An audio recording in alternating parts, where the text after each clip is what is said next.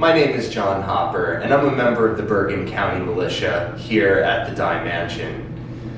It's been many years since the war first began, and I began my service with General George Washington as a member of the Continental Army. In those days, I was a regular soldier receiving pay. My musket came from the Continental Congress. I was given food and rations, but that was many years ago.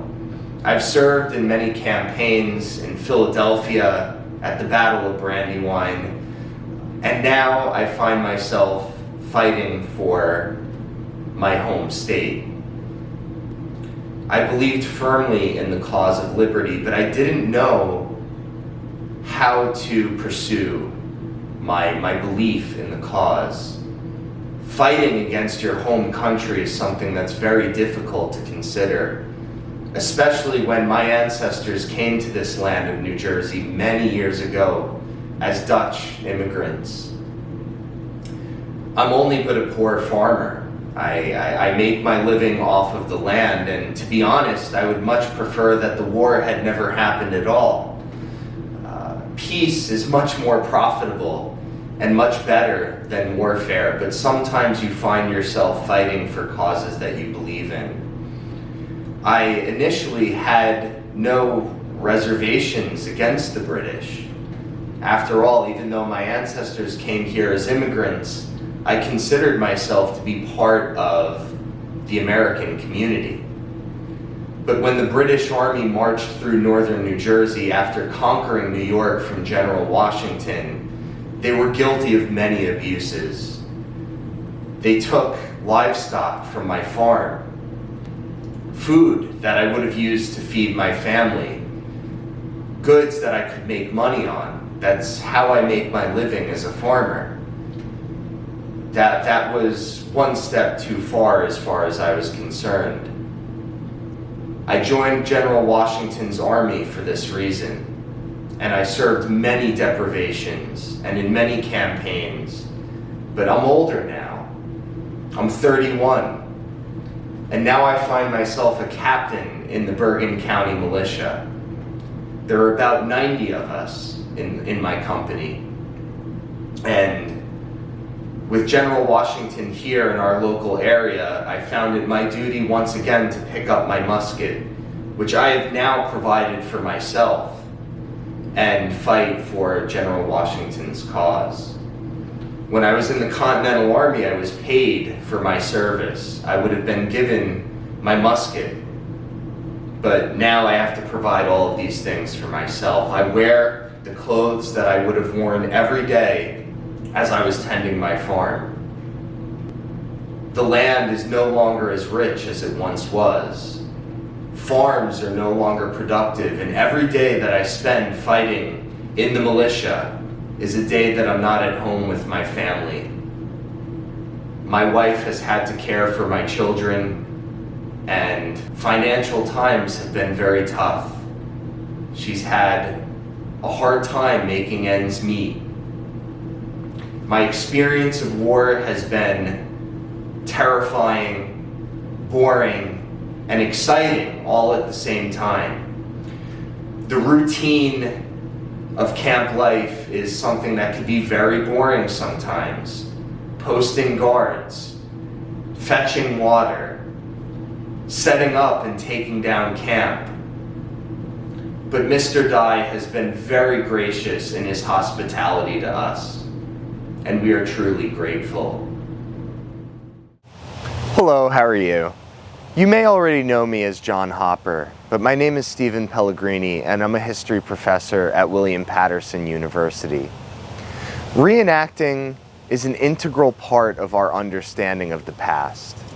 As students of history, you may think of the topic as something that is static, a list of names and dates, and facts that don't change, that remain constant throughout time.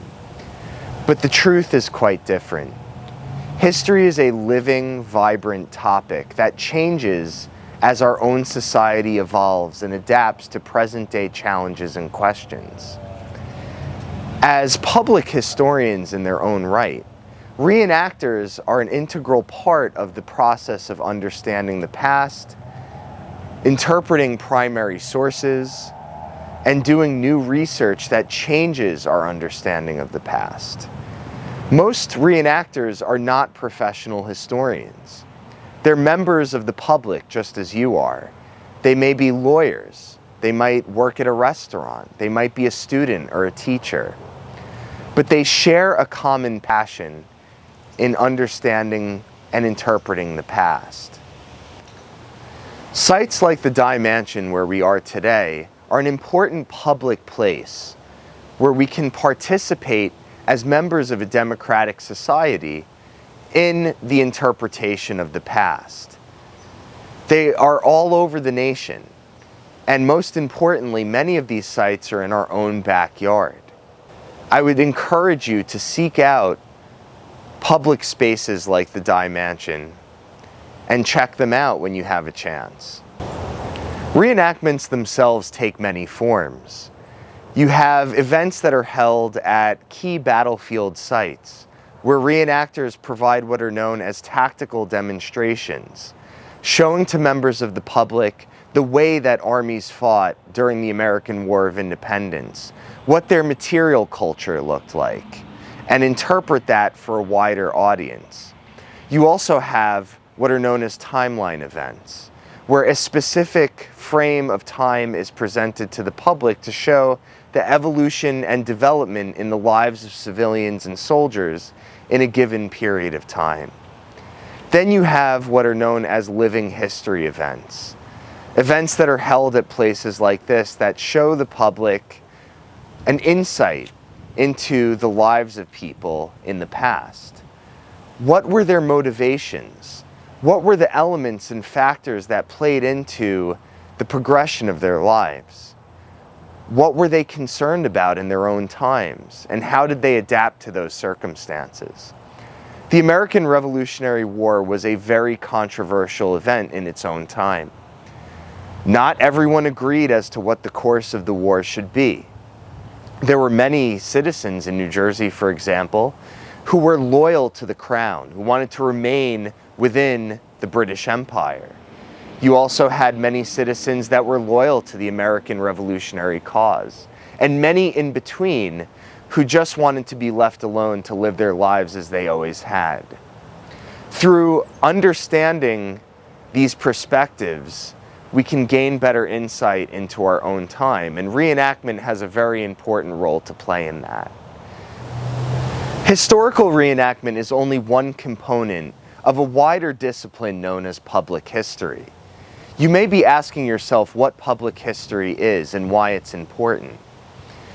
When we look at history through the lens of a textbook, it becomes difficult to understand why we should care about the facts and the events that we are reading on the written page.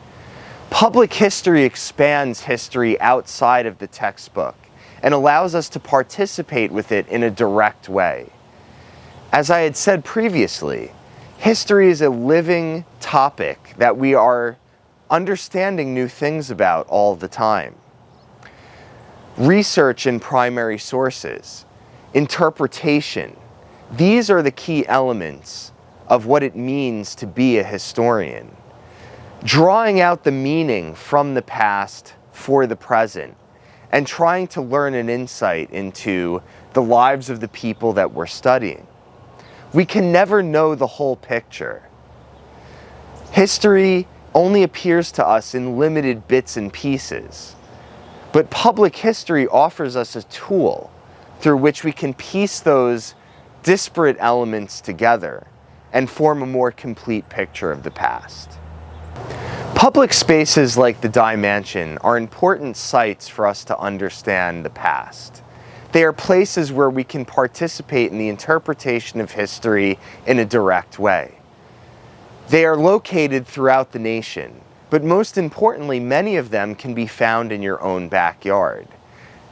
As a result, I would encourage you to seek out these sites, look into programming that's being held in your local communities, and try to participate as best as you can. You may find out that you are a budding public historian. You may even find that you want to pursue history as a career in your futures. You may never know unless you try.